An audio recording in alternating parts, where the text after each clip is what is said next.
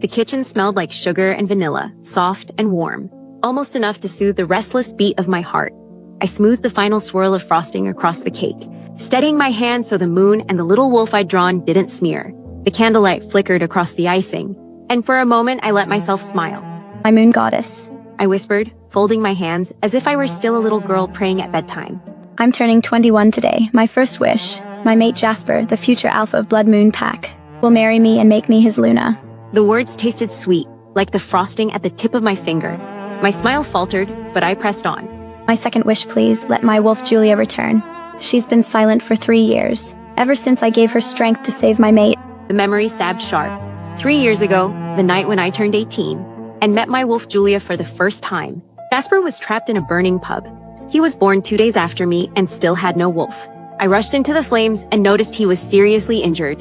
Without hesitation, I shared Julia's strength to save him. But then Julia disappeared. That night had cost me everything: my wolf, my father's pride, and any chance of being treated like more than the beta's strong daughter. Still, it had been worth it. Jasper was alive. The phone on the counter buzzed. I wiped my hands on my dress and leaned over. Come over. Got a surprise for you. My heart leapt. A surprise from him?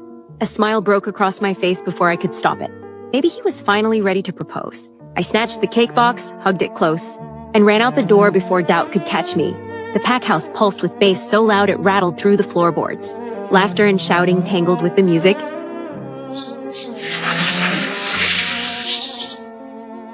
And when I stepped into the living room, for a second I froze. A wild party. Not exactly what I'd imagined. Still, my chest tightened with anticipation. From across the room, a circle of pack members stood cheering. Kiss, kiss, kiss! I squeezed past elbows, the cake heavy in my hands. My smile faltered when I finally reached the center. Bianca, my half-sister, sat on Jasper's lap, head tipped back, her lips locked to his as they shared a mouthful of liquor. His shirt half unbuttoned, her fingers curled possessively at his chest. The cake slipped from my hands, tumbling to the floor, like my stomach twisting into knots. Jasper? My voice cracked. How could you kiss my sister? I'm your mate. The music cut off sharply, like a blade slicing through the air.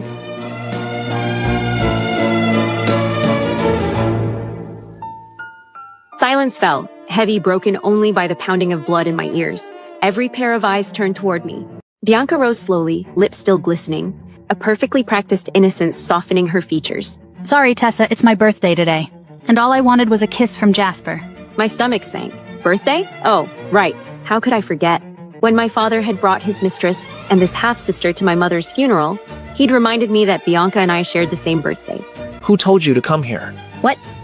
You texted me? Tessa, don't be upset. I know Jasper's your mate. I'd never try to take him.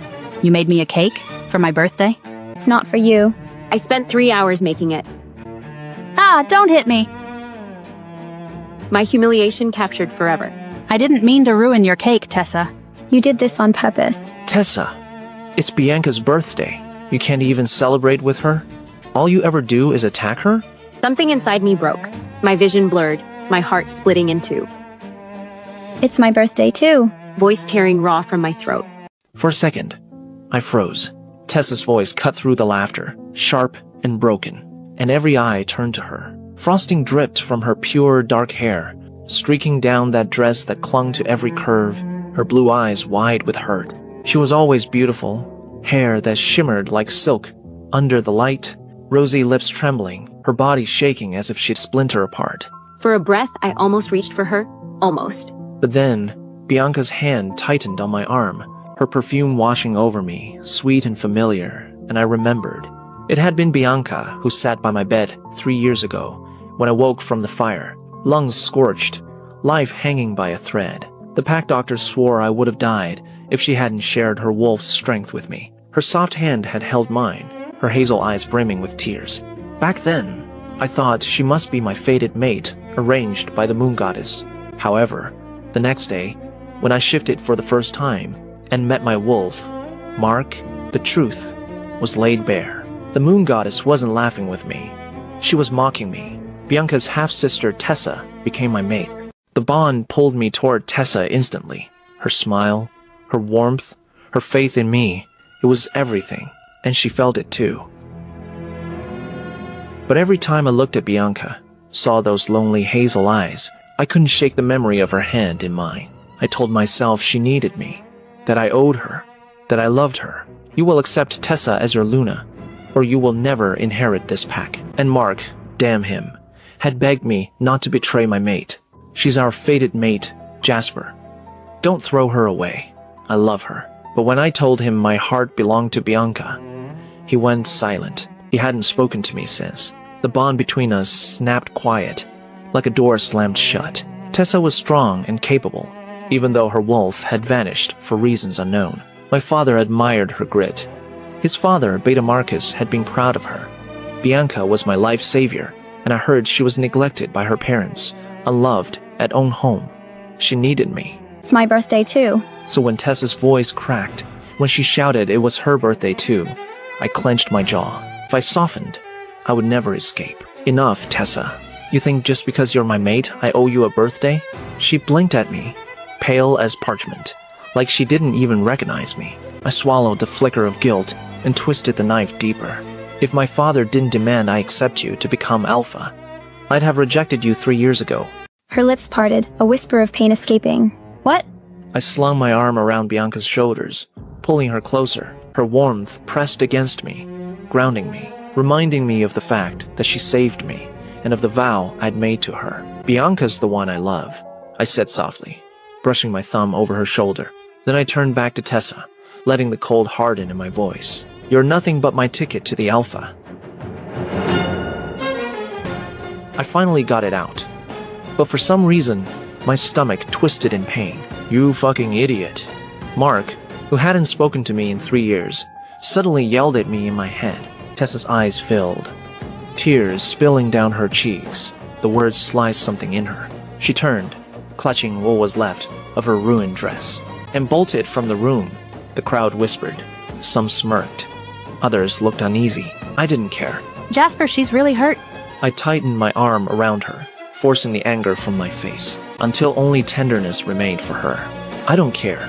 You saved me from that fire 3 years ago. I swore to the moon goddess I'd love you forever. Then softer, only for her. Her lips curved, brushing against my chest as she hugged me. The full moon was obscured by thick clouds. The night swallowed me whole as I fled, my heels slipping on the damp earth. Branches clawed at my arms. I didn't stop until the laughter and music were gone, until the only sound left was my ragged breathing. I collapsed beneath a tree, the cake still sticky in my hair, my dress a ruined mess. Tears blurred everything, burning hot trails down my cheeks. I had given everything, 3 years of my life, and love, my wolf, my strength, all of it to build this pack, to support him, to dream of standing by his ideas, his Luna. And to him I was nothing, nothing but a stepping stone to his crown. My sobs tore free, ugly, and raw. I pressed my forehead against my knees, shaking.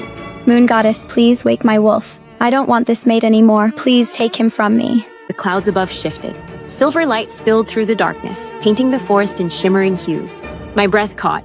The full moon blazed brighter than I'd ever seen, and from its glow a white wolf emerged, tall, graceful, her fur gleaming like snow. She stepped forward, her eyes the same blue as mine, and pressed into my chest. My Julia, welcome back. Heat flooded me, strength surged through my veins, fierce and wild, my wolf's voice ringing in my mind for the first time in years. Tessa, it's time to leave him.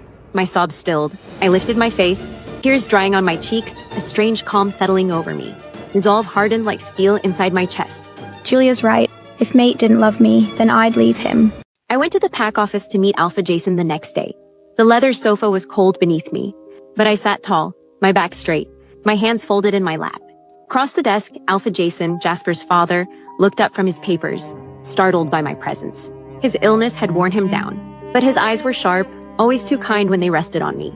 You want to reject Jasper and leave the pack? Yes, I have decided to leave him and this pack. I need your permission, Alpha Jason. Did Jasper do something to hurt you? The question cut deeper than it should have. My throat tightened, but I forced myself to hold his gaze. He's my mate, but I can't force him to love me. Jason sighed, leaning back in his chair, clearly torn. He had always treated me with more kindness than my own father ever had. Would you consider giving my foolish son one more chance? I almost laughed, a bitter, broken laugh. How many more did he need? He had already taken 3 years' worth, and shattered me again last night in front of the entire pack. But I began, but Jason raised a hand, interrupting me. Actually, I just received a royal decree. He slid a document across the desk. The parchment looked too heavy. the golden seal of the Alpha King glinting under the light. My stomach turned as I unfolded it, scanning the words.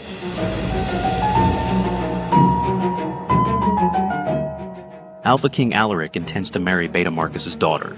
Jason's voice was even, but I caught the slight hesitation, the concern lacing his tone.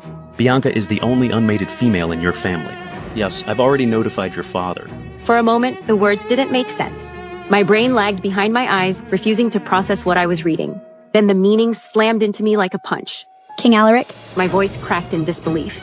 The one cursed by witches? The one who's not expected to live past 30? Jason nodded slowly. That's him. They say he's brutal with she-wolves. Alpha King's images flared in my mind, rumors of torn throats, his brides who never showed again after stepping into his palace. The way his name was whispered like a warning. But when I lifted my eyes to Jason's, my fear burned into something else. Maybe it was a chance for me. Alpha Jason, I want one thing from you. He blinked, startled, clearly not expecting resolve instead of pleading.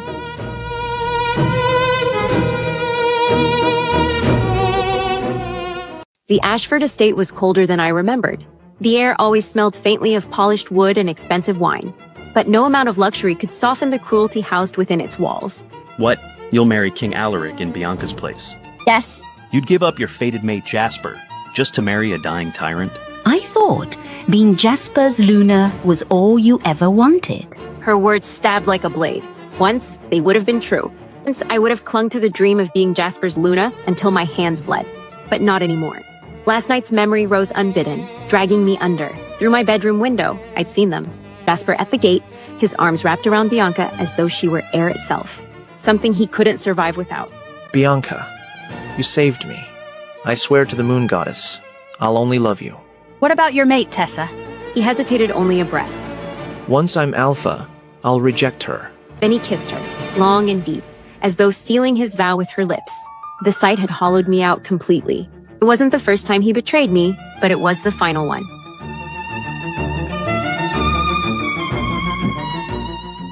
I blinked back to the present, my eyes cold, my voice steadier than ever. I don't want Jasper anymore. I'll reject him. Marcus and Gloria exchanged a stunned glance, their disbelief slowly softening into something else. Approval, greed. Gloria's lips curved, her eyes gleaming like a snake's. Marcus leaned forward, scotch forgotten. But I have one condition. What condition? I held his gaze, unflinching. I want my mother's entire inheritance. Every cent, cash, all of it. The words hit him like a blow. His face froze, then shifted between shock and anger. Tessa, how dare you? $10 million to buy your precious little daughter's future. Fair trade, isn't it? Gloria's gasp echoed through the room, and Marcus's scotch glass cracked in his grip. But I didn't flinch. Darling, if Bianca marries Jasper, that money's nothing. She clutched Marcus's arm, voice syrupy and sharp as lacquer. She always had that way of sounding like someone else's kindness borrowed and put on display. Fine, I'll need 2 weeks to raise it. 2 weeks. Perfect. I turned away from them both, the practiced smile slipping as soon as my back was turned. My wolf Julia needs 2 weeks to regain full strength, I thought. 2 weeks, Jasper? And we're done. Walking out into the sunlight felt like stepping between worlds. The air was sharp, the day too ordinary for the storm I'd set spinning. I kept my breath steady. If they wanted to play chess with fates and fortunes, I'd bring my own pieces. That night, I met Zoe at our usual spot, the bar that smelled of lemon oil and varnish, where the music kept people occupied and the smoke made them confess things they'd never admit sober. Zoe's face lit up the moment she saw me. She was the kind of friend who made me feel less like a heartbroken she-wolf and more like the one trying to survive. You're really marrying King Alaric? Everyone says he's dangerous. You could end up ruined. I've got my mother's inheritance now. If he's a monster, I can walk away. The words felt foreign and fierce in my mouth. Freedom tastes like metal and cold coin, brutal but real. Jasper's such a villain. I let a bitter smile crease my lips. He doesn't love me. I'll reject him in 2 weeks at his alpha ceremony. Enough about him. I'm buying us something good. I rose, heading to the bar. 2 martinis. Behind me, Bianca's sugary voice chimed in like a bell you only hear when you don't want to. Jasper, I want a martini too. I turned. Bianca lounged on Jasper's arm, her smile polished, her fingers whirring the edge of a diamond I knew had just been gifted. Jasper's profile was all cold angles and contained charm. He looked perfectly at ease in the orbit she'd made for him. What a coincidence, Tessa. Here for drinks too. The bartender set 2 martinis on the counter and then paused, looking at the 2 of us. Sorry, last 2. Bianca's eyes went wide, all fake innocence. Tessa, can I have yours? I just turned legal. Never had a drink before. Liar. At 15, you were already sneaking Dad's whiskey. And when he caught you, you didn't just lie. You threw me under the bus, swore I was the one corrupting you. Daddy's perfect little angel, my ass. My hands curled into fists before my head could stop them. Save the act. I'm not playing along with your good girl routine. I dropped 2 crisp hundreds on the counter. 2 martinis. Jasper slid $100 bills across the bar, with the casual contempt of someone paying for a favor they always expect. The bartender hesitated, then shrugged and took the money. Sorry, Tessa. You know Jasper's the future alpha. Bianca clung to Jasper's arm, all adoration and soft laughter. You always spoil me, Jasper. Yesterday, you even gifted me this $10,000 diamond necklace. I'm so lucky. Anything to make you happy. He gave Bianca a gentle smile and didn't even spare me a glance. Right, you'll spend every cent on her, I thought, and the world narrowed to the small hot ache that lived beneath my sternum. For 3 years, I'd worked on this pack like a woman laying brick after brick. For him, it was a platform to stand on, to lean on, to claim. He hadn't even remembered my birthday. I breathed in and out until the rage settled into something colder and more useful.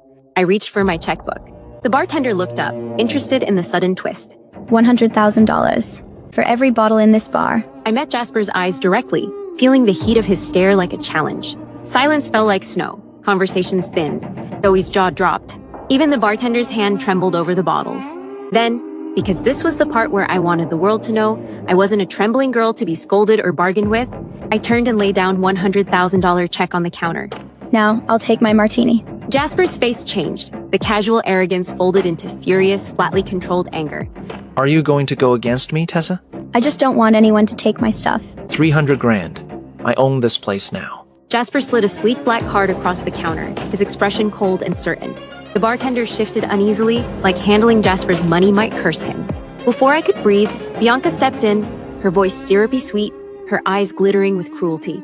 Tessa, stop. You don't even have 100 grand. You really think you can outbid our future alpha? Her words hit me like a slap, but I didn't let her see me break. I fixed my gaze on hers, icy and unflinching. Yesterday, I only had my mother's trust fund. In 2 weeks, I'd have $10 million. The thought steadied me, burning inside like a hidden weapon. My hand didn't shake as I slapped down the check. The crack of paper against wood cut through the music. 500,000. Bianca's smile wavered. Her lips twitched, faltered. Where'd you get so much of money? From Alpha Jason using the pack's wealth? It's my money, none of your business. I didn't blink. Jasper's frown deepened, his voice rose with disbelief. Your money. Don't be so funny. You're nothing without me, Tessa. His gaze dragged over me like claws. Everything you own, your clothes, your shoes, your jewelry, I gave you. And now you're using my money to compete with me? Over 2 F times kecking drinks? The words cut deeper than he knew.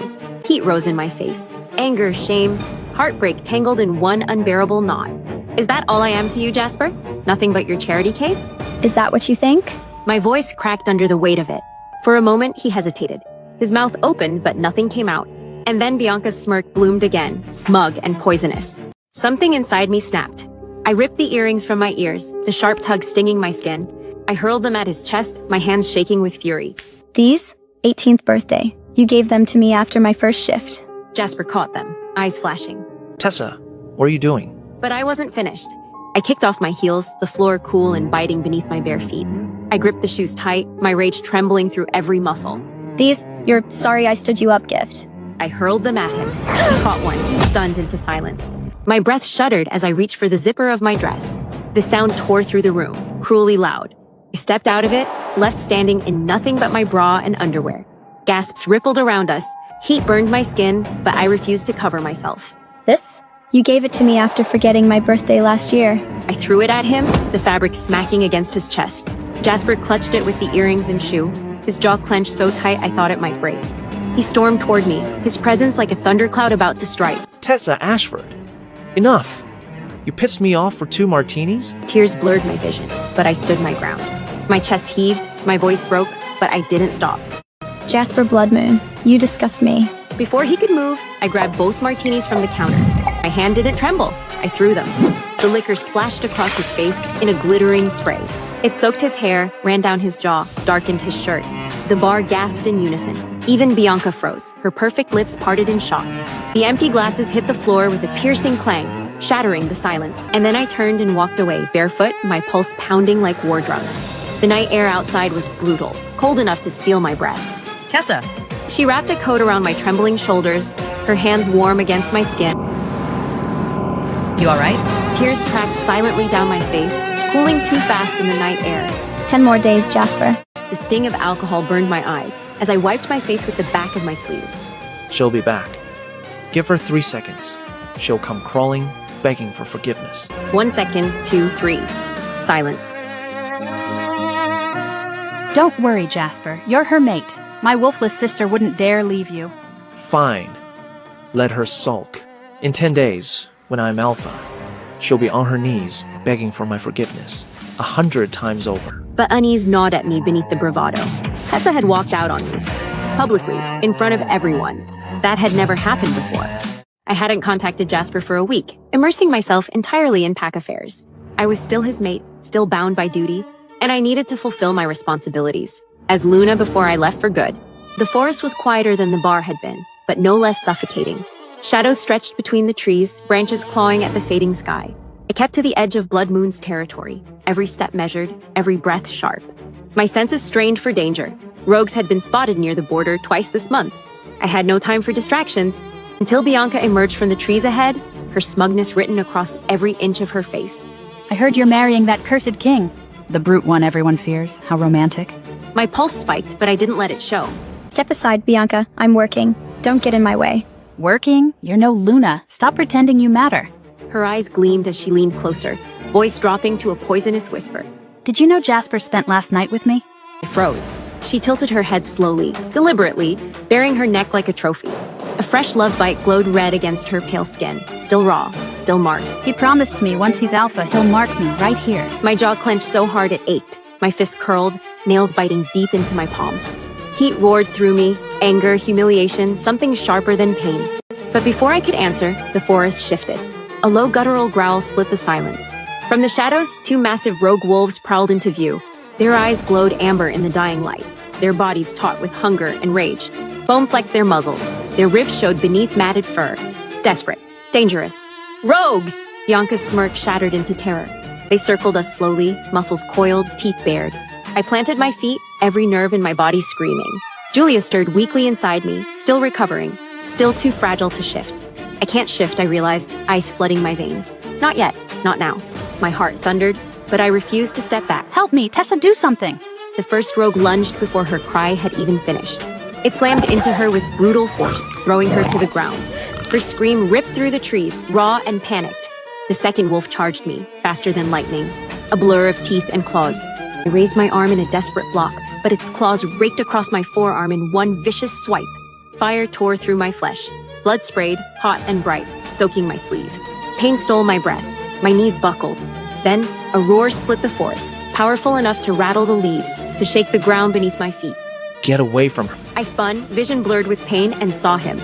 He burst into the clearing like a force of nature, his eyes blazing red, his body trembling with barely restrained fury. His hands twisted midair, morphing into clawed fists, half man, half beast. Power rolled off him in waves, suffocating and absolute, making the rogue wolves hesitate for the first time. And in that terrifying, impossible moment, the truth hit me. Jasper wasn't here for Bianca. He was here for me. The rogue's snarl split the clearing as it pinned Bianca to the dirt, teeth snapping inches from her throat. Jasper launched forward in a blur, his fury shaking the trees. With brutal force, he kicked the beast off her, sending it crashing against a trunk with a sickening thud. Bianca whimpered beneath him, wide-eyed but alive. Jasper, help me. For a split second, I thought he'd turn, that his blazing eyes, my mate's eyes, would find me. But Jasper didn't even glance my way. Instead, he bent down, scooped Bianca into his arms like she was the most precious thing in the world, and bolted into the trees without looking back. I stood frozen, the air gone from my lungs. My blood was still dripping onto the forest floor, marking the dirt red. He didn't even give me a glance. For a long beat, I watched him go, every step taking him farther from me. Anger flared, sharp and hot. But beneath it was an ache I had been carrying for 3 years. 3 years ago, in the heat of the fire, the pitch of smoke. The way my wolf had roared down into my bones, as I threw myself between him and death. The image of my own hands, burning and empty, returned and sat heavy in my chest. I remembered forcing my power into him, until there was nothing left to give. Feeling my own wolf drift away like a tide. I remembered waking hollow, the way the pack turned their heads. Whispering wolfless-like, it was a curse during last 3 years. Bianca's laughs, the way she'd tilt her head and ask the room, loud enough for everyone to hear, "Does she even have a wolf?" As if that made me less. I had risked everything for him, for the man who now ran into the trees, carrying the woman who had been the one he loved. The humiliation of years, jobs done, favors given, loyalty shrugged off, pressed down. It tasted metal, and for a moment I thought I might vomit. The remaining rogues circled, low growls rattling from their throats. My body shook from blood loss, my vision tunneling, but I refused to collapse. Then her voice came, steady, familiar. A piece of me I thought I'd lost. "Tessa," my wolf Julia said inside my mind, strong and sure. My power is almost fully restored. My breath hitched, strength rippled through my veins. Suddenly my vision sharpened, every leaf, every shadow alive with detail. The world shifted, and then my eyes flashed gold. Get out of this land now. The command ripped from me like thunder. The rogues froze, eyes wide, their feral rage collapsing into terror. They whimpered, tails tucked, before scattering back into the forest as if chased by fire. I stood trembling, clutching my wounded arm, the golden glow fading from my sight. The power left me shaking but alive. 7 more days, Jasper. 7 more days, and I'm gone. The sharp smell of antiseptic clung to the air in the pack hospital. White walls, humming machines, and the sting of disinfectant in my nose. I adjusted my sleeve over the fresh bandage, my arm throbbing with every movement. The door slammed open. I jerked, heart lurching, as Jasper stormed in. His presence filled the treatment room of the pack hospital, his fury burning like fire. What the hell were you thinking? About what? You're supposed to be the future Luna. His voice cracked like a whip. And you just stood there while rogues attacked Bianca? A hollow laugh almost bubbled up, but I swallowed it. Your precious Bianca has her wolf. She didn't need me. He grabbed my injured arm mid-sentence. Pain lanced through me, white hot, making me hiss. Stop lying. You're just jealous she has my love. Jealous? I forced myself to meet his gaze with no flinching. Let's be clear, your Bianca provoked me during my patrol. If not her, I'd have noticed the rogues approaching. As the future Alpha, it should be your duty to protect all pack members. Why you left me there? A flash of guilt crossed Jasper's face. After a long moment, he let go, shoving my arm back. The jolt of pain almost stole my breath, but I held his stare. Just face reality, Tessa. You're my Luna, but I will never love you. The words landed like knives, cutting through the last fragile threads I'd clung to. But instead of breaking me, something inside me loosened. A small, almost amused laugh slipped past my lips. Not bitter, not cruel, just tired. Perfect, because I'm leaving. He froze, the confidence drained from his face, replaced by shock. What did you just say? I smiled faintly, the bandage tight around my arm. For the first time in years, the pain didn't matter. After your Alpha ceremony in a week, I'm leaving. I want to travel. Jasper stands over me like a storm that never broke. Jasper snorted, sharp and cold, as though my words were nothing more than background noise. Go wherever you want. I won't stop you. My phone buzzed on the metal tray beside me. I picked it up, pressed it to my ear. Tessa, this Friday is your mother's birthday. She and your sister want you to come to the party. I froze. For a heartbeat, the world tilted. Then I laughed, bitter and hollow. My mom died years ago, and I don't have any mom and sister. Tessa, you... I hung up before my father's cold words came out. When I looked up, Jasper was frowning, like he'd just witnessed something he couldn't make sense of. They're your family. Why wouldn't you go? I tilted my head, eyes sharp despite the exhaustion in my bones. Do you want me to go? He hesitated, then nodded once. You're about to be Luna of this pack. Bianca still treats you like a sister. What could you possibly resent? I gave him a smile with no warmth in it, just edges sharp enough to cut. Fine, I'll go. The Ashford house garden gleamed under golden daylight. The air carried the sound of soft laughter, of clinking glass and easy conversation. I stepped inside wearing a plain evening dress, but my steps faltered when I saw them. Bianca curled into Gloria's side, algae-eyed innocence, while Marcus looked down at her with paternal pride written clear across his face. My throat closed. My fingers dug into the hem of my dress, nails biting fabric. A memory unspooled, sharp and cruel. I was turning 10 after my mom died in 10 days. I stood in that same house with the teddy bear that my mom gifted me clutched tight to my chest. Marcus entered, smiling, a little girl at his side. Bianca, her curls bouncing as she ran in. Tessa, this is your new mom and your little sister. She squealed, hugging it, while Marcus lifted her high, spinning her in the air, both of them laughing. I stood there alone, empty-armed. No one looked back. The memory shattered. I tipped back a glass of champagne, swallowing hard. Drinking alone, Tessa? Spare me. What do you want? Daddy says you're moving into the royal palace in 3 days. Once you're gone, Jasper's mine. Take him. I don't keep trash. Your mom was Dad's mate, but she still couldn't keep him. You're just like her, weak, useless, a loser. You'll lose, just like she did. Bianca's gaze flicked over my shoulder. Jasper had just entered the garden. In one smooth motion, she grabbed my hand, splashing champagne across herself. Then she slapped her own cheek. The crack echoed. Tessa, I'm sorry. Please don't hit me again. Bianca, what happened? It's nothing. Tessa's just mad you saved me yesterday. It's all my fault. Tessa, she's your sister. How dare you? Apologize to her. Now. I held the glass so long, I could feel the chill bite my palm. My lips curled in a mocking smile. I let go. The crystal shattered against the flagstones in a scatter of bright pieces.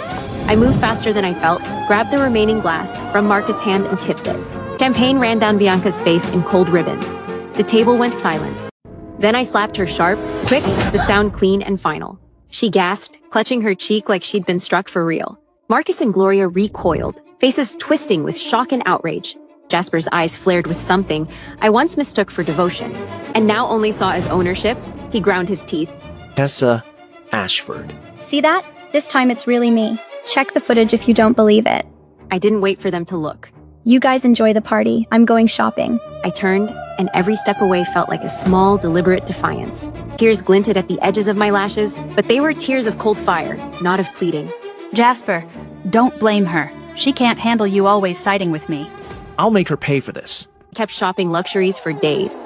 The street air hit me like truth, bitter cold and waking. I ducked into a boutique, pockets heavy with the show of a woman who could buy whatever she wanted, trying to hide how hollow I felt inside. I told Zoe I'd wait at the cafe and step back into daylight with bags swinging from both arms. Then the world slammed me from behind. A fist struck the base of my skull. Stars exploded. My knees folded. The world went black and the phone skittered from my hand and rang once on the pavement before silence swallowed it. Tessa. Zoe's distant voice sliced through the black. When I woke, light stung. My head throbbed with a slow drum. I tasted metal and salt. I tried to move, and my arms were useless. They were bound. I lurched upright and realized I was in a small room that smelled of stale alcohol and damp cloth. Bottles rolled under the table like abandoned promises. My body ached in new places. My lips were split on bleeding. Finger marks branded my cheeks. Someone poured champagne over my hair. Cold water and shame ran down my spine. One of the masked men spoke into a phone, low and impatient. Jasper, we've slapped her 20 times, dumped 20 bottles in her. The voice threaded through the room like a verdict. My chest tightened as a second man laughed, the sound ugly and small. Far away, somewhere in the dark affabbed room, Thaddeus said, "Oh, mean safety." Jasper stood with his phone to his ear. I imagined the light from his window on his face as he huffed. This is what she gets for bullying Bianca. The thought his casual cruelty was a white-hot thing in me.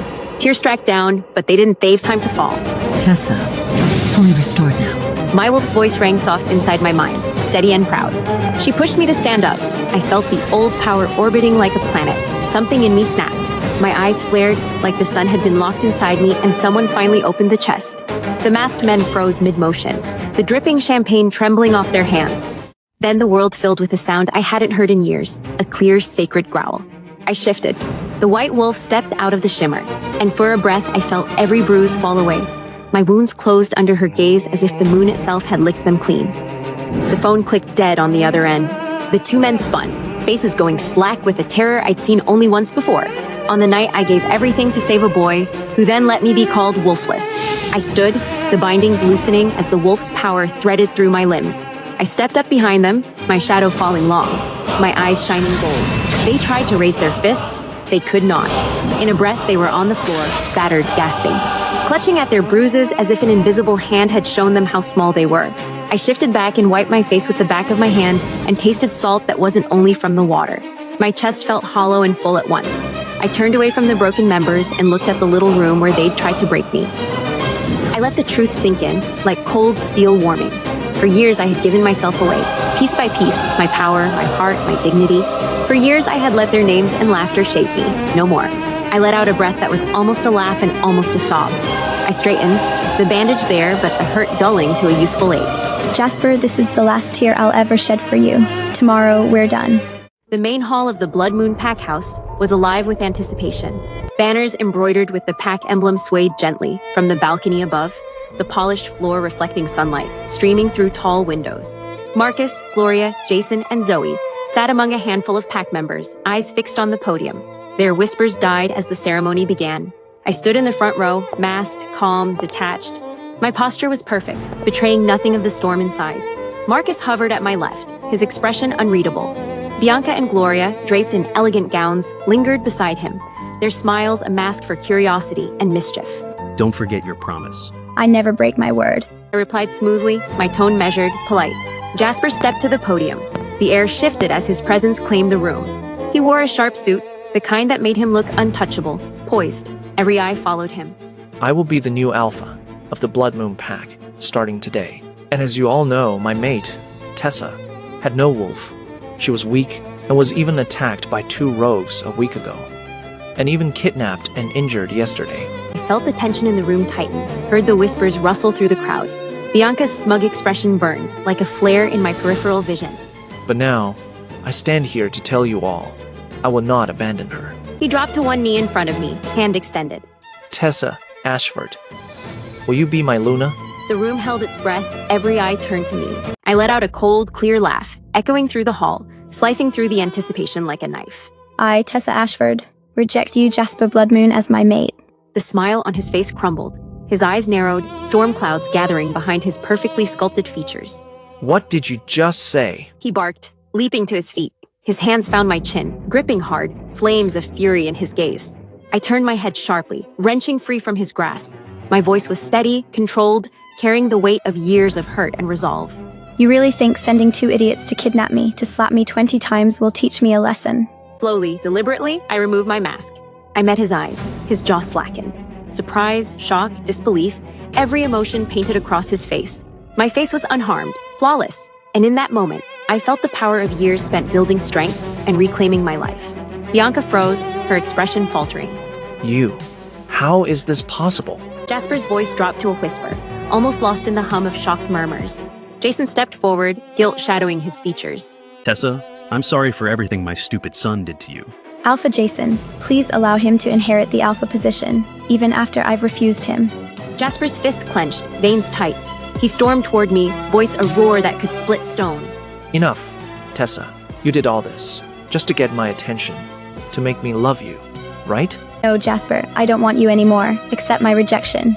My fists clenched so tightly that his knuckles shone white. I gritted his teeth, fury coiling like a serpent ready to strike. Once I become alpha, she'll regret this. I'll make her kneel, begging me to forgive her, I thought. Every muscle taut. Fine. My hand shot toward Tessa, clearly feeling the mate bond, winding tightly between our wrists. I, Jasper Blood Moon, future alpha of the Blood Moon Pack, formally accept your rejection, Tessa Ashford. A sharp snap split the air. The mate bond snapped. I staggered back, clutching my chest, holding back the I endured, the heart-wrenching agony of a broken mate bond. My wolf howled inside my head. I locked my gaze on Tessa, a mixture of pain, shock, and barely contained rage. You'll come crawling back to me. I won't. My voice was calm, steady, resolute. I turned on my heel, walking through the hall without hesitation, leaving his stunned, dark eyes fixed on my retreating figure. Every step felt like reclaiming myself, every breath a declaration of freedom. By the time I reached the Ashford house, the late afternoon sun cast long shadows across the front gate. My luggage was packed, neatly lined beside me. Marcus, Gloria, and Bianca watched in silence, the air thick with anticipation. Here's your 10 million. Tessa, I'm really going to miss you. They made to pack some snacks for you. I let out a humorless chuckle, my eyes cold. Cut the act. I grabbed my luggage, ready to leave. Then 3 sleek black SUVs glided into the driveway, with precise formation, their polished bodies catching the sunlight, reflecting the grandeur of power and wealth. 4 royal guards stepped out in sharp black suits, their movements so exact. The lead of them should be the royal beta Daniel. He was tall, with a lean athletic build, and his brown curls fell loosely around his forehead. A constellation of small freckles dusted the bridge of his nose, giving him an unexpectedly approachable, almost boyish charm. His hazel eyes held a quiet warmth, and every gesture was precise, polite, entirely composed. Miss Ashford, King Alaric has sent us to escort you. I felt my lips curve into a faint, polite smile. Thank you.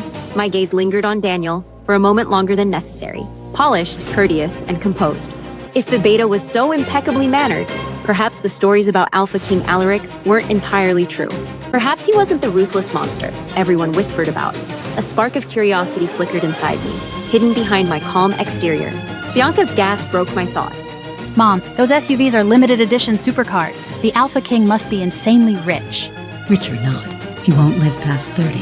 I adjusted the strap of my suitcase, watching Daniel gesture toward the cars. He radiated competence and quiet authority, a sharp contrast to the chaos of my past 3 years. I couldn't help but wonder if this was Alaric's world. Maybe it was worth seeing for myself. I drove my own luxury car, the wind teasing my hair, a smug satisfaction curling at my lips. Tessa will see Bianca declared my mate today. She will beg. She will crawl to me, desperate for my love. I will enjoy every humiliating second. At that time, I may consider fucking her once or twice, maybe, and then letting her be my mistress. The road stretched ahead, smooth and empty, when my peripheral vision caught something unusual. 3 sleek, black SUVs glided past in perfect formation, their engines silent, but their presence impossible to ignore. The lead car pulled ahead with a subtle glide, polished to perfection. My eyes narrowed through the tinted window, curiosity prickling at my pride. Only the royal family could command vehicles like that. Ultra-limited editions, worth millions, each car as symbol of status, power, and wealth. And why were they here? In my pack's territory, of all places. Then I saw her, upright in the lead SUV, face visible through the lowered rear window, wind teasing her dark hair, calm, composed, utterly untouchable. My pulse skipped. Tessa? My heart slammed against my ribs as my eyes locked on hers. And just like that, she was gone from my reach. Every muscle in me coiled, every instinct screaming to chase, to dominate. But she had stepped beyond the leash, and all I could do was watch. What happened? Why is she in the royal car? Where is she going? The tires screeched as I pulled up outside the Ashford house. Gravel crunched beneath my boots as I strode to the gate, every nerve buzzing. A faint trace of Tessa's scent still lingered in the air, lavender and rain. It clawed at me, refusing to let go. Marcus and Gloria were waiting near. The steps Bianca pressed close to them, like a loyal pup. Where is Tessa? She's gone. She left the pack this afternoon. Gone.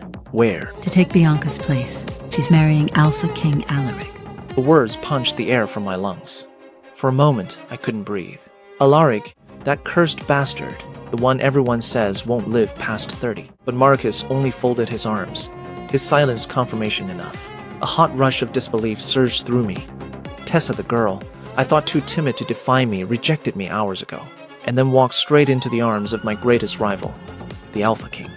Bianca's voice cut in syrupy sweet. She didn't even say goodbye to us, didn't even look back. She practically ran into those fancy royal cars, like she couldn't wait to leave us behind. Tessa literally wanted the title, Luna Queen. I turned my head slowly toward Bianca, her lips, curved eyes glinting with triumph. So that was it. My chest tightened, then released into a bark of laughter. Of course, the wolfless nobody couldn't resist the crown. Figures, let her have it.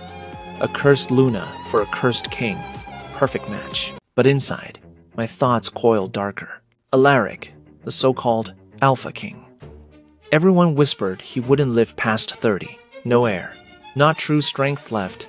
Blood Moon was already the most powerful pack on the continent.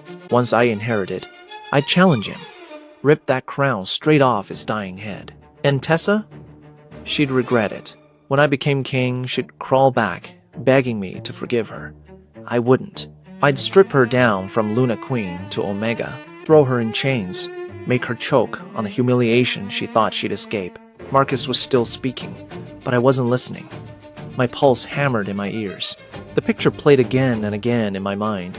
Tessa stepping into those black SUVs, turning her back on me. Bianca beamed, clinging to my arm. Jasper, you still have me. I let her lean close, let her think she'd won. Her perfume was cloying, nothing like the clean rain scent that haunted me. Still, I reminded myself, Bianca had saved me once. She had given me back my life. How many times had I sworn, lying in that bed, that I would give her mine in return? I should love Bianca, I told myself. I owe her everything. She's loyal, devoted, willing to do anything for me. Not like Tessa, who walked away. When I became king, she'd crawl back. I wouldn't forgive her. The days after Tessa left blurred into one endless grind.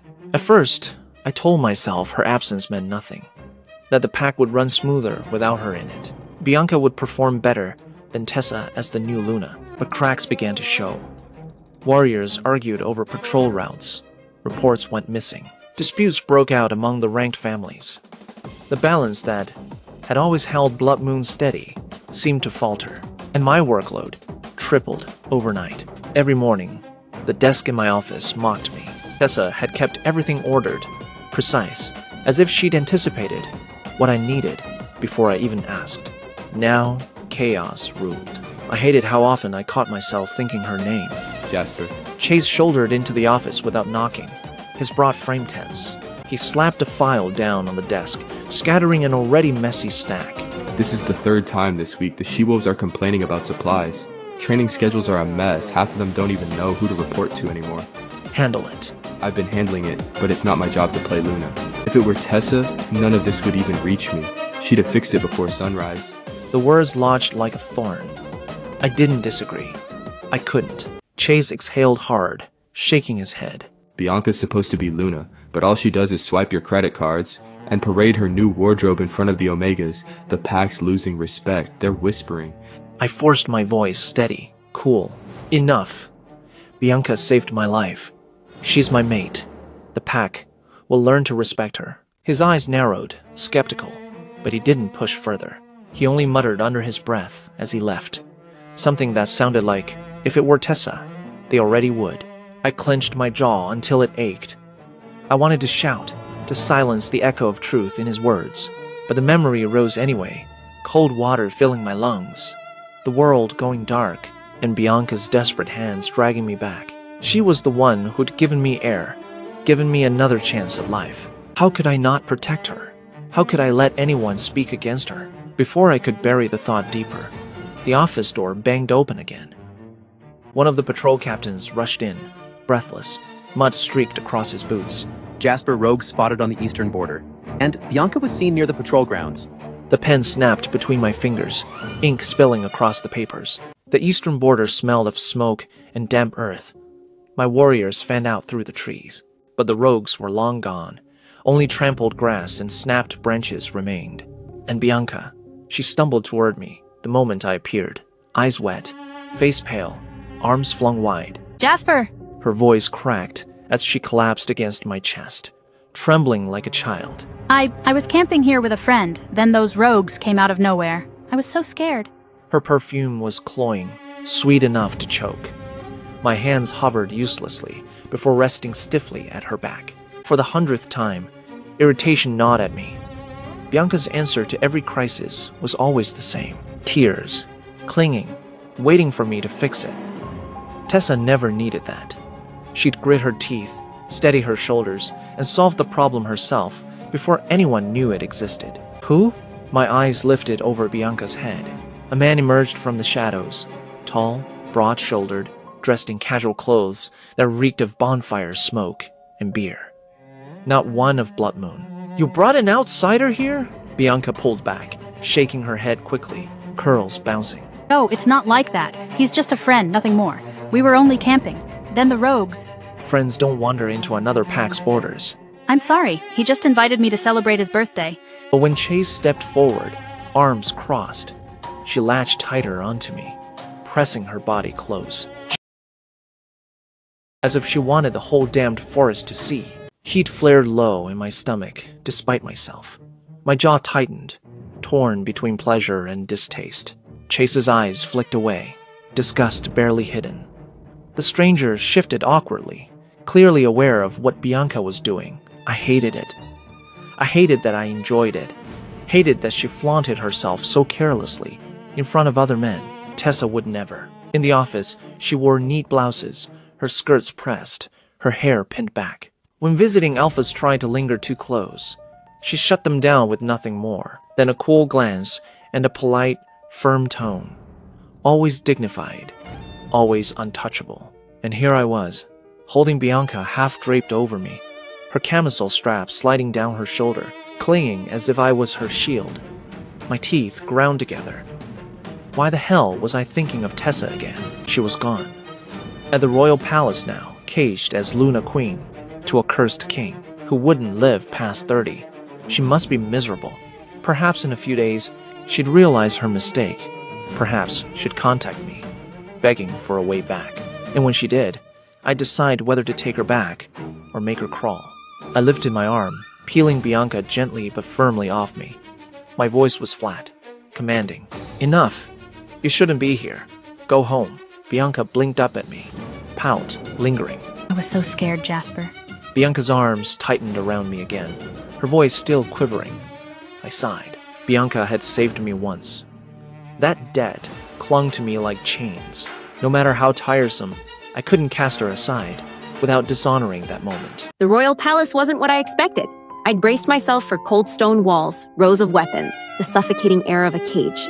Instead, sunlight spilled through tall, arched windows, warming polished floors and walls lined with soft cream and gold.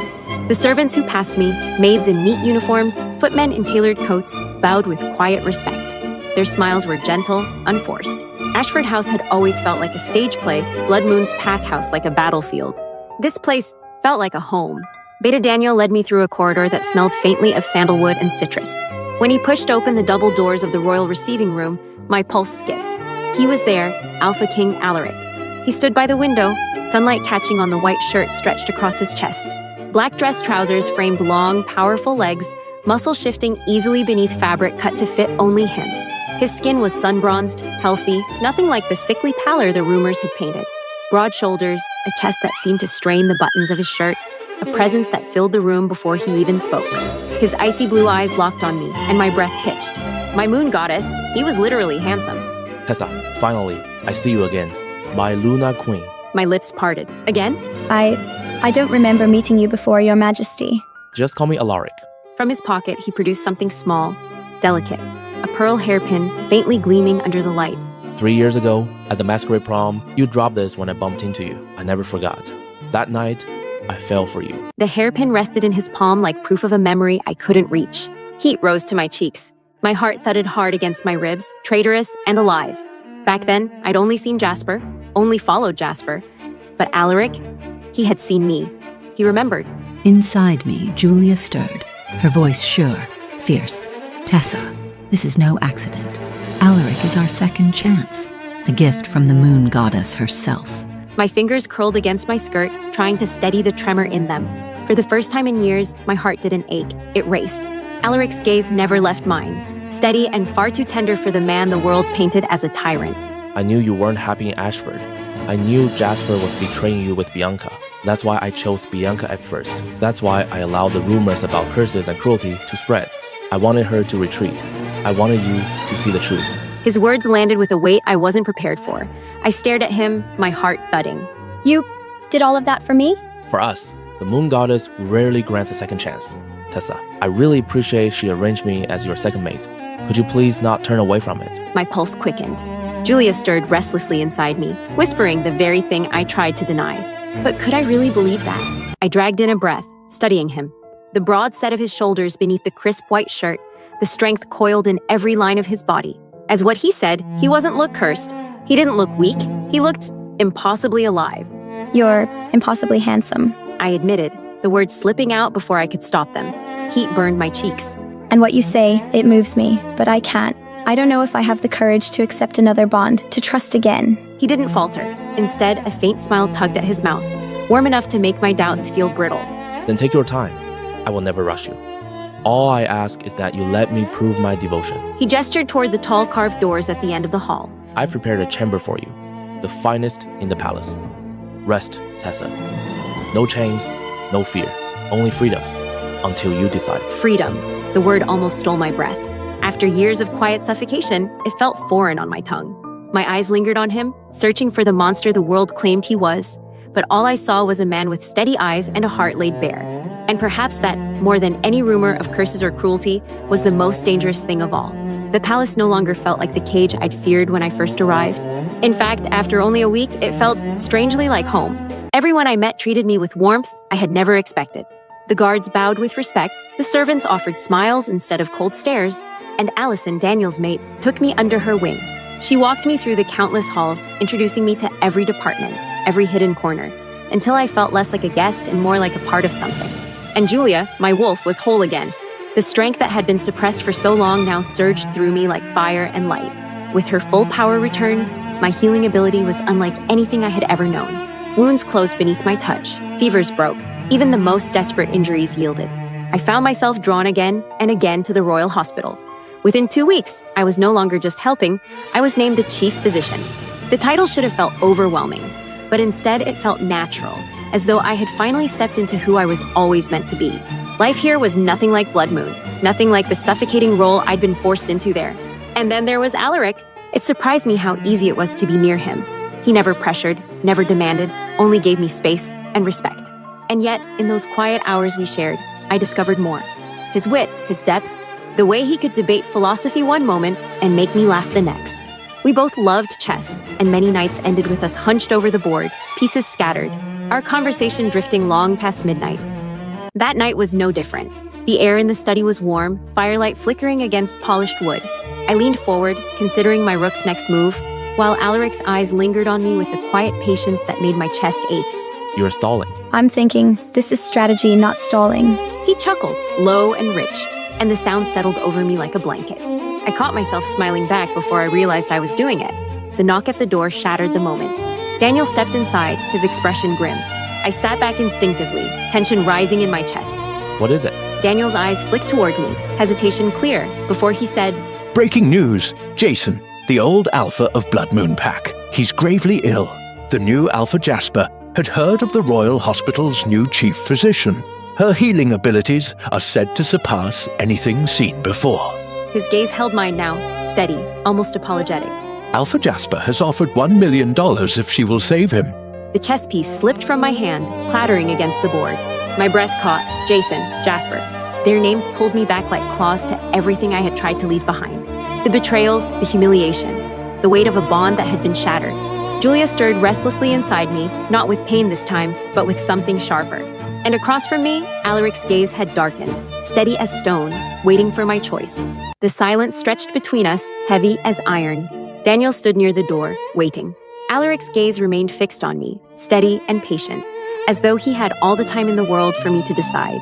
My chest tightened. Jason, the old alpha who had always treated me with kindness when no one else in that pack had. The man who'd praised my work, who'd acknowledged my worth even when his own son couldn't see it. If you don't wish to go, Daniel will decline on your behalf with my decree. No one will question it. His voice was gentle, but there was steel beneath it, a quiet promise that he would shield me from anything I didn't want to face. The offer should have been a relief. Instead, it only made the ache in my chest deepen. Jason was one of the few kind wolves in Blood Moon who truly cared about me. He's dying. I should help him. Alaric's expression didn't change, but something flickered in his eyes. Approval, perhaps. Or pride? Then I'm coming with you. I'll pose as one of your warrior escorts. You won't face them alone. Warmth bloomed in my chest, unexpected and overwhelming. I'd spent years navigating Blood Moon on my own, enduring Jasper's coldness, my dad's ignorance, Bianca's cruelty. The idea of someone standing beside me, not behind me, not above me, but beside me felt almost foreign. Thank you. Always, Tessa. The car rolled to a stop at the edge of Blood Moon territory. I stared out the window at the familiar tree line, the stone gates marking the pack's borders, the dirt path that led to the pack house. I'd walked that path 1,000 times. I'd run it in wolf form, worked until my hands bled for these people, given everything I had to make this place better. And I'd left it all behind. I thought I might feel sadness, nostalgia maybe, some ghost of the girl I'd been when I still believed Jasper would choose me. But all I felt was anger. Cold, sharp anger at the years I'd wasted, at the humiliation Jasper had heaped on me, at the way he'd made me feel small, worthless, invisible, despite my tireless efforts to manage and grow his pack. They don't deserve you, remember that. I know, I won't forget. Beside me, Alaric adjusted the simple warrior uniform he wore, his broad shoulders filling out the dark fabric in a way that made him look nothing like a subordinate. His presence was too commanding, too regal, but he'd insisted. Daniel sat in the front seat, silent and alert, while 2 other royal guards flanked the vehicle. Ready? Alaric asked quietly, his hand brushing mine where it rested on the seat between us. Let's get this over with. The gates opened. The pack house loomed ahead, exactly as I remembered it. Grand, imposing, a monument to Blood Moon's strength. Warriors lined the entrance, their expressions wary, curious. Word must have spread that the royal physician was arriving. I stepped out of the car, my spine straight, my chin high. The crisp autumn air bit at my skin, but I didn't flinch. I wore the Royal Hospital's insignia on my coat, the deep burgundy fabric tailored perfectly to my frame. My hair was pinned back sleek and professional. Nothing like the girl who used to stand in this very courtyard waiting for scraps of Jasper's attention. Alaric moved to stand just behind my left shoulder, close enough to protect, far enough to maintain the illusion. His presence was a steady anchor, and I drew strength from it. The pack house doors swung open. Jasper stepped out first. My breath caught, but I refused to let it show. He looked the same, tall, broad-supported, his brown slightly disheveled, as though he'd been running his hands through it. His jaw was tight, his expression carefully neutral, but his eyes locked onto the car, sharp and expectant. Bianca appeared beside him, clinging to his arm like a vine. She wore a pale pink dress that clung to her curves, her blonde curls tumbling over her shoulders. Her smile was saccharine performative, meant for whoever she thought was about to step out. I moved forward. The moment my face came into view, Jasper froze. His eyes went wide, his mouth parting slightly, shock rippling across his features like a stone dropped into still water. The color drained from his face. Tessa? My name fell from his lips like a curse, disbelief thick in his voice. Bianca's smile faltered, confusion flickering across her face before hardening into something colder. Her grip on Jasper's arm tightened. I stopped a few paces away, close enough to see every flicker of emotion that crossed Jasper's face, shock, confusion, and then something sharper, anger maybe, or betrayal. Good. Alpha Jasper, I'm here on behalf of the Royal Hospital. You requested the chief physician to treat your father. His jaw clenched. His eyes raked over me, taking in the royal insignia, the confident set of my shoulders, the coldness in my tone. This wasn't the Tessa he remembered, the one who'd bent over backward to please him, who'd swallowed every insult, every dismissal, every betrayal. That girl was gone. You're the chief physician? Is that a problem? For a moment, he didn't answer. His throat worked, his hands curling into fists at his sides. Bianca's eyes darted between us, her expression tightening. Jasper stared at me as though I were a ghost, something that shouldn't exist. Bianca's eyes narrowed, her pretty features twisting into something ugly. Then she laughed, a high, brittle sound that grated against my ears. Tessa, you're the chief physician? That's impossible. Her eyes raked over me, contempt barely hidden beneath her smile. You don't even have a wolf. You've never had healing abilities. How could you possibly? She's right. Jasper's voice cut through the air, low and hard. His eyes bore into mine, searching for something, a crack, a weakness, proof that this was all some elaborate lie. I've never seen you heal anyone, Tessa. Not once. The accusation hung between us, heavy as a blade. My chest tightened, anger flaring hot and sharp beneath my ribs. Of course they would question me. Of course they couldn't believe I'd become something more than the silent, obedient girl they'd left behind. Julia snarled inside me, furious. Let me show them. Let me tear that smug look off her face. No, not yet. Let them dig their own graves. Behind me, I felt Alaric shift, his presence suddenly darker, colder. The air around us seemed to thicken, pressure building like a storm about to break. I didn't need to look at him to know his expression had turned lethal. But before I could speak, Daniel stepped forward. His face was a mask of barely controlled fury, his eyes sharp as he moved to stand between me and Jasper. When he spoke, his voice carried the weight of royal authority, each word precise and cutting. Are you questioning the integrity of the Royal Hospital, Alpha Jasper? Or perhaps you doubt the judgment of Alpha King Alaric himself? Jasper's jaw tightened, but he said nothing.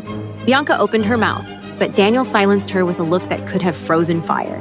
From inside his coat, Daniel produced a rolled document, the royal seal gleaming crimson and gold in the afternoon light. He unrolled it slowly, deliberately, holding it up so everyone could see. This is the official appointment decree, signed and sealed by Alpha King Alaric, Chief Physician Tessa Ashford, head of the Royal Hospital, chosen for her unparalleled healing abilities. He turned the document toward Jasper, letting him see the bold script, the unmistakable seal, proof that couldn't be denied. Her abilities have saved countless lives in the royal palace. Wolves who were beyond hope, injuries that should have been fatal. She has earned her position through skill, dedication, and power. His gaze shifted to Bianca, contempt flickering across his features. So I ask again, do you wish to continue questioning the Alpha King's decree? The courtyard went silent. Jasper's face had gone rigid, a muscle ticking in his jaw. His hands curled into fists at his sides, knuckles white. I could see the war raging behind his eyes, pride battling with necessity, disbelief clashing with the undeniable proof before him. Bianca's mouth opened and closed soundlessly, her face flushing red. She looked to Jasper, waiting for him to defend her, to challenge this somehow. But he couldn't, not without insulting the Alpha King himself. Finally, Jasper's voice came out flat, controlled, every word forced through clenched teeth. No. Daniel raised an eyebrow, waiting. No problem at all. Jasper added, the words bitter as poison. Liar. I could see it in every taut line of his body, the fury barely leashed beneath his skin, the shock still lingering in his eyes. He hadn't expected this, hadn't imagined I could rise so high, could stand before him wearing the authority of the royal court like armor, untouchable and beyond his reach. The girl he'd dismissed, humiliated, crushed beneath his boot, she was gone. And in her place stood someone he could no longer control. I let the silence stretch just long enough to savor it. Then I smiled, cool and sharp. Good, I said, my voice steady, professional, carrying none of the warmth I'd once wasted on him. and take me to Jason. I don't have time to waste. For a heartbeat, Jasper didn't move. His eyes burned into mine, something dark and unreadable flickering across his face. Regret, maybe, or fury at his own helplessness. Then he turned sharply on his heel, his movements stiff, controlled. This way. Bianca shot me a look of pure venom as I passed, her hands trembling at her sides, her lips pressed into a thin, bloodless line. But I didn't spare her a glance. She was nothing to me now, a shadow, a ghost of a life I'd outgrown. I moved forward, my steps measured and confident, the royal insignia on my coat catching the light. Behind me, Alaric fell into step, his presence a silent, steady anchor. Daniel followed, his expression still cold, protective. As I stepped through the doors of the pack house, the place that had once been my prison, I felt no sadness, no longing. Only cold, burning satisfaction and the quiet, fierce knowledge that I would never again be the girl they'd broken. I watched through the crack in the door as Tessa moved around Jason's sickbed, her hands glowing faintly with that impossible golden light. It made my stomach twist. This wasn't supposed to happen. Tessa wasn't supposed to have a wolf. She wasn't supposed to have power. She was supposed to be nothing. A broken, discarded wolfless that Jasper had finally cast aside. But here she was, wearing the royal insignia like she belonged, her spine straight, her voice calm and steady as she spoke softly to the dying Alpha. Jason's breathing had already steadied. The gray pallor that had clung to his skin for weeks was fading, replaced by the faintest hint of color. His chest rose and fell more easily, his fingers no longer trembling against the sheets. She was healing him. If Jason recovered, everything would fall apart. Jasper's claim to the Alpha position would weaken. The pack elders would question his leadership. Worse, Jason might convince Jasper to take Tessa back, to throw me aside like I was nothing. I couldn't let that happen. Jason! Oh, thank the moon goddess you're awake. Just a small tug, a tiny adjustment, enough to make it look like an accident. Bianca, stop. Step away from him, now. I was just checking on him. I care about Jason. He's like family. You were tampering with his Ivy. Don't insult my intelligence by pretending otherwise. What the hell is going on? Why isn't my father improving? I don't know. I came to check on him, and Tessa, she accused me of... She's stalling. She doesn't want my father to recover. She wants him to die. She wants me to be sad. Tessa's jaw tightened, but she didn't flinch. That's absurd. Is it? You show up here, claiming to be some miracle healer. But my father's condition hasn't changed. Maybe you never had the power to begin with. Maybe this was all a lie to humiliate me. Rage burned through me, hot and blinding. She stood there, calm and untouchable, as though she had not abandoned me, had not run to the royal court to become someone I did not recognize. And now she dared to stand in my father's room, pretending to help while doing nothing. My father was dying, and she was playing games. You are done here. Get out of my pack house before I. But the warrior who had been standing silently behind Tessa moved, stepping between us with a speed that should not have been possible. His hand caught my wrist mid-reach, his grip like iron, unyielding. I stared at him, shock rippling through my fury. His face was calm, but his eyes, ice blue, cold as the depths of winter, burned with a lethal promise. Touch her, and you will regret it, he said softly, his voice low and deadly. Jealousy surged through me, sharp and vicious.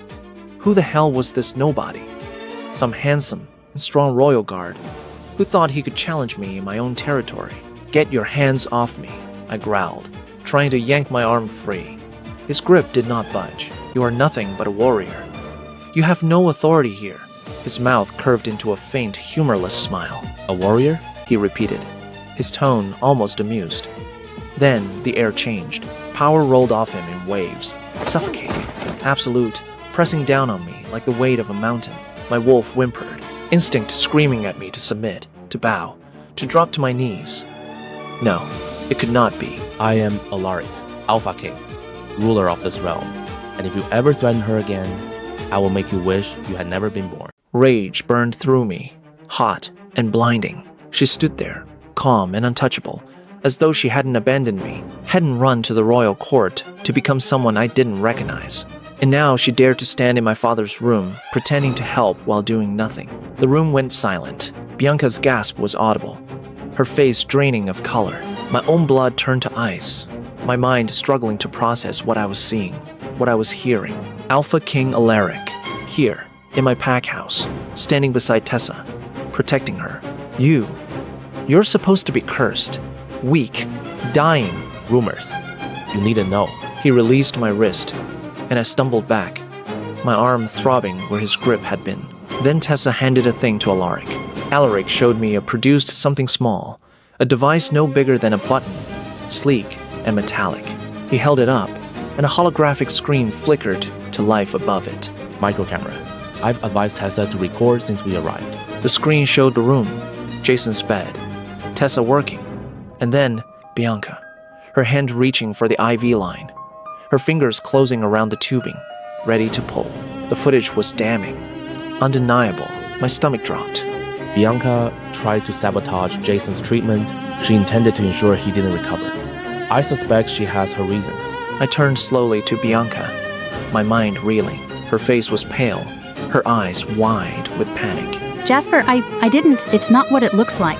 Rage burned through me, hot and blinding. She stood there, calm and untouchable, as though she hadn't abandoned me, hadn't run to the royal court to become someone I didn't recognize. And now she dared to stand in my father's room, pretending to help while doing nothing.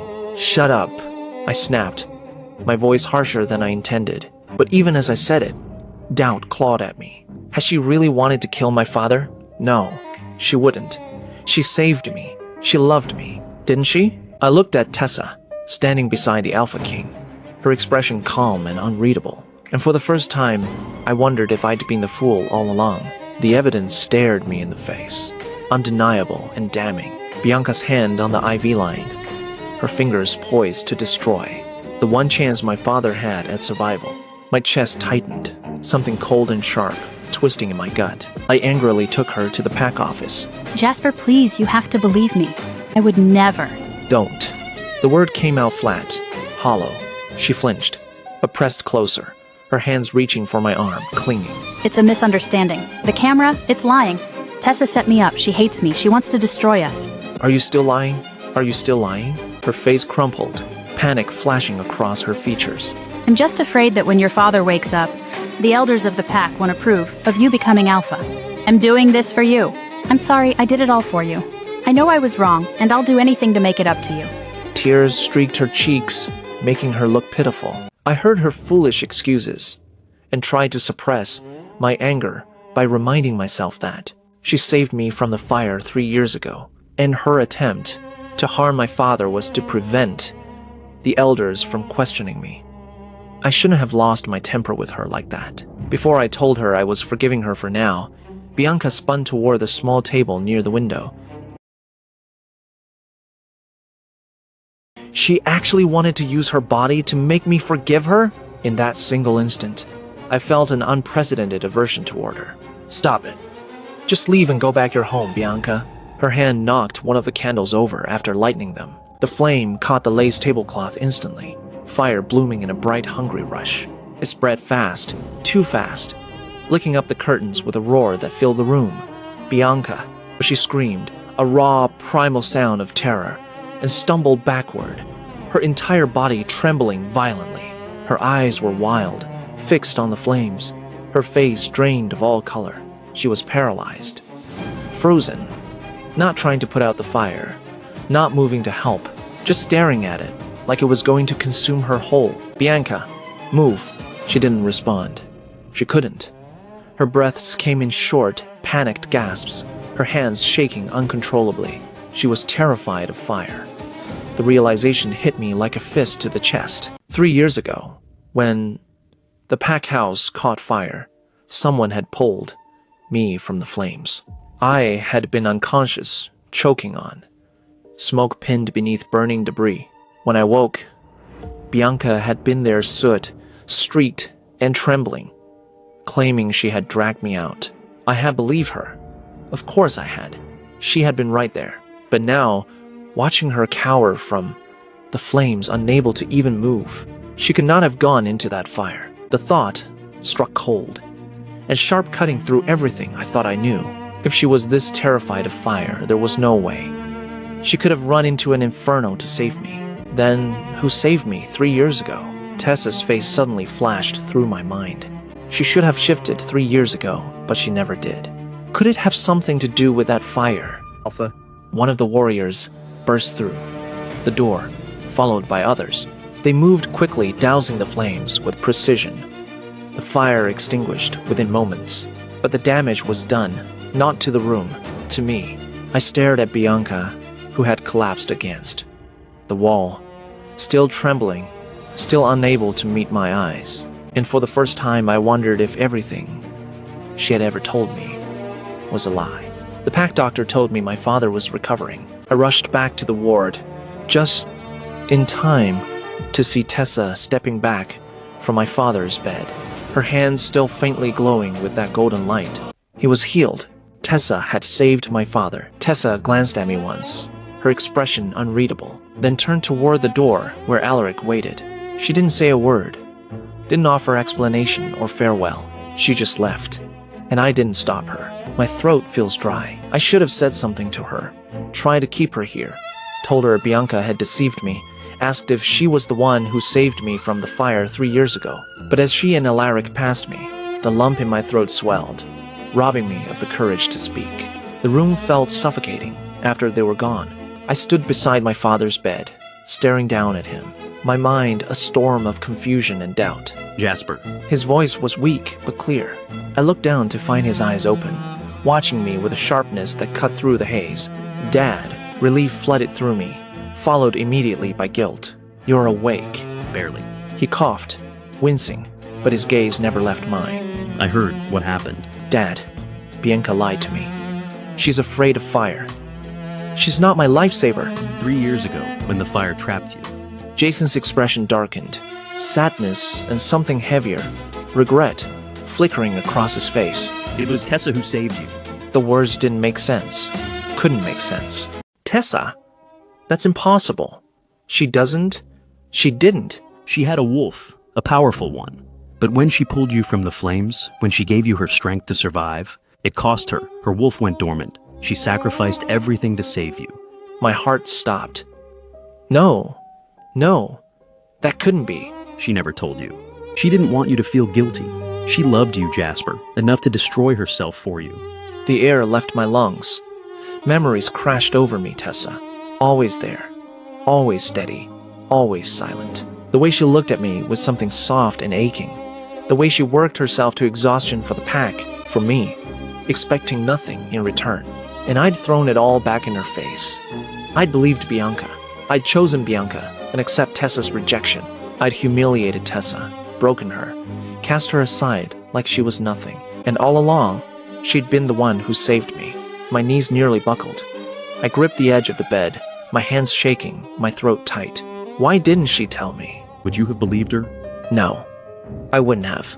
I would have dismissed her, accused her of lying, of trying to manipulate me, just like I'd done 100 times before. She's gone now, and you have no one to blame but yourself. I stared at him, the truth settling over me like a lead weight. Tessa, my savior, my mate, the one I'd destroyed.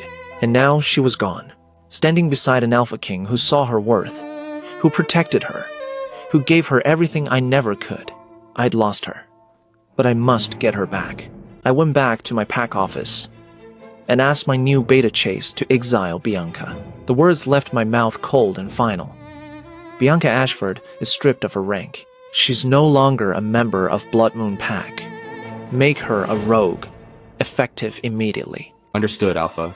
And Chase, find out everything about Tessa's life here, her family, how Marcus and Gloria treated her. I want details. I'll have a report by tomorrow. The next day, Chase returned with a file that made my stomach turn. I read it twice, disbelief warring with a sickening guilt. Marcus had been cold to Tessa after her wolf went dormant. He'd favored Bianca openly, showering her with attention, while Tessa worked herself to the bone managing pack affairs, organizing events, handling disputes, all without recognition. Gloria had taken Tessa's mother's jewelry, her savings, everything that should have been hers. They'd kept it locked away, refusing to give it back, treating Tessa like a servant in her own home. And Tessa had said nothing. She'd endured it all, silent and uncomplaining, even as they bled her dry. It wasn't until she agreed to marry Alaric in Bianca's place that Marcus and Gloria finally returned what was hers. A transaction, not a gesture of love. My hands curled into fists, crumpling the edges of the report. I'd known Marcus was strict. I'd known he preferred Bianca, but I hadn't realized how deep the cruelty ran, how little that valued her. And I'd been no better, worse even, because Tessa had loved me, and I'd used that love against her. I shoved back from the desk, the chair scraping harshly against the floor. I needed to see her, needed to explain, to apologize, to beg if I had to. Alpha, I heard a news from the Royal Palace. What news? Tessa's preparing for her Luna Queen ceremony. It's in 2 days. The words hit like a fist to the chest. Luna Queen. 2 days. She was going to bond with Alaric. Officially. Permanently. And I was running out of time.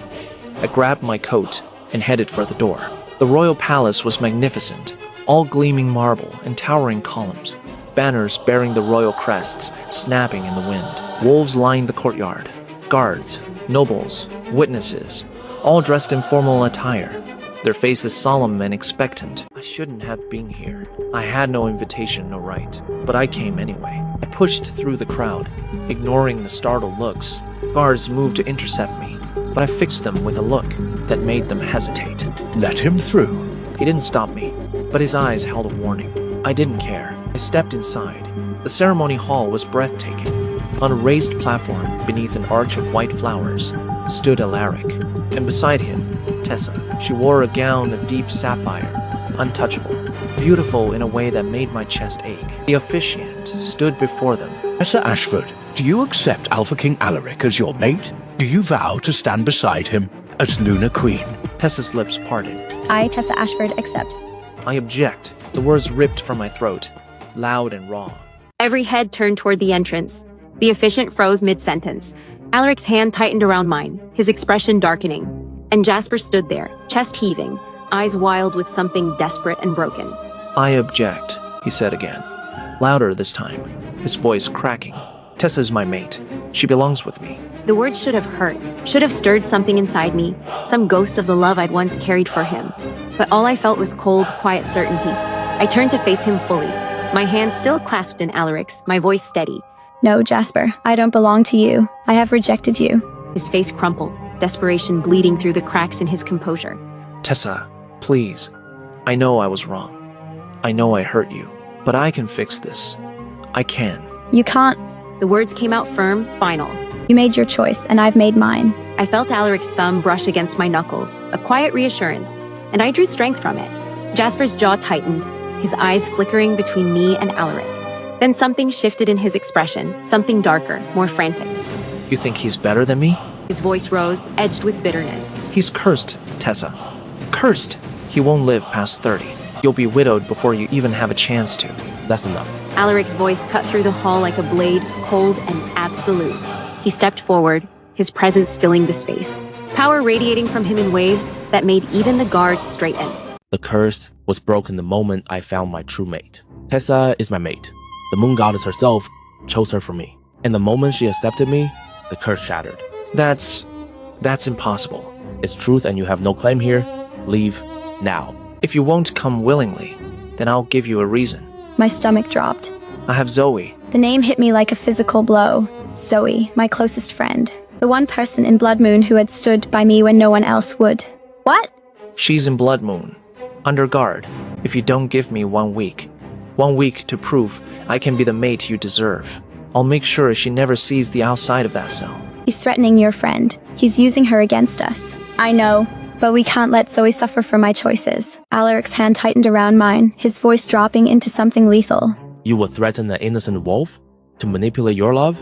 I know she's not my mate anymore, but she could be again. If she just gives me a chance. I closed my eyes, forcing myself to breathe through the fury and the pain. 1 week, 7 days. And then Zoe would be free. And I could come back to Alaric, back to the life I'd chosen. Fine, 1 week. But after that, you release Zoe, and you let me go. Forever. Jasper's expression flickered, relief, hope, something desperate and fragile. 1 week. I swear. Alaric's voice was low, deadly. If you harm her, if you so much as make her uncomfortable, I will end you and your pack. Jasper met his gaze, and for the first time, I saw him flinch. I won't. I need to show her. To prove that I can be better. I turned to Alaric, my chest tight. His jaw was set, fury and helplessness warring in his eyes. But he nodded, releasing my hand slowly, reluctantly. I'll come back, I promise. I, Tessa Ashford, accept Alpha King Alaric Ellington to be my mate. 1 week. And then you're mine again.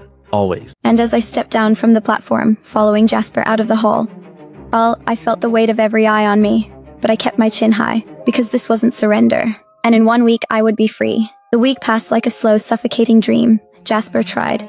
Moon goddess, he tried. He cooked for me, elaborate meals that sat untouched on the table. He bought me dresses, jewelry, things that sparkled and gleamed and meant nothing. He planned a birthday party, inviting all pack members, recreating the one I'd never had, complete with a cake he'd baked himself. But it was all hollow, empty. Because none of it changed what he'd done. None of it erased the humiliation, the betrayal, the years I'd wasted loving someone who saw me as nothing. I kept my promise. You're free to go, Tessa. I'm sorry. For everything. I know, but it doesn't change anything. And I turned and walked away, smiling at Alaric, who had been waiting at the door all along. Months passed. News trickled in from Blood Moon, each piece more tragic than the last. Jasper had fallen into despair. He drank himself into oblivion night after night. Until his wolf, unable to bear the pain, retreated entirely. He became wolfless, broken and powerless alpha. My dad Marcus saw an opportunity. He staged a coup, rallying the pack elders, convincing them that Jasper was unfit to lead. And when the dust settled, Marcus stood as Blood Moon's new alpha. He found Bianca, who had been wandering alone and bullied by rogues, and brought her back into the Blood Moon. Jasper was exiled, cast out as a rogue. I heard he tried to reach the royal palace, to see me one last time, but he never made it. Rogues found him on the road. Without his wolf, without his strength, he couldn't fight back. He died alone. When Daniel brought me the news, I felt nothing. No satisfaction, no grief. Just a quiet, hollow ache for the boy I'd once loved. The mate he could have been. A year later, Blood Moon collapsed. Marcus's greed and incompetence drove the pack into ruin. Alaric stepped in, placing Daniel in charge, rebuilding what had been lost. And I moved on. The garden was warm, sunlight spilling through the leaves overhead, dappling the grass in gold. I sat on a blanket beneath the willow tree. I looked up to see Alaric crossing the garden, his expression softening the moment his eyes landed on us. He dropped down beside me, pressing a kiss to my temple. She's perfect, he murmured, his voice thick with emotion. She is, I agreed, smiling. He wrapped an arm around me, pulling me close, and I leaned into him, feeling the warmth of his body, the steady beat of his heart. I love you, I whispered, looking up at him. His smile was soft, his eyes warm. And I love you, always. Julia stirred inside me, content and at peace. We're home, she whispered. Yes. I thought back, closing my eyes, and letting the warmth of the sun and Alaric's embrace wash over me. We are in for the first time in my life. I was truly, completely happy.